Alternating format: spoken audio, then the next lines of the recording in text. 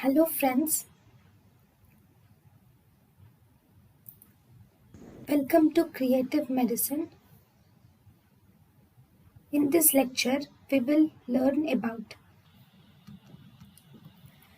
delusions are seen in the following except delusion is seen in OCDs, yes, depression, mania and schizophrenia. It is seen in all of the following: schizophrenia, mania, depression and OCDs.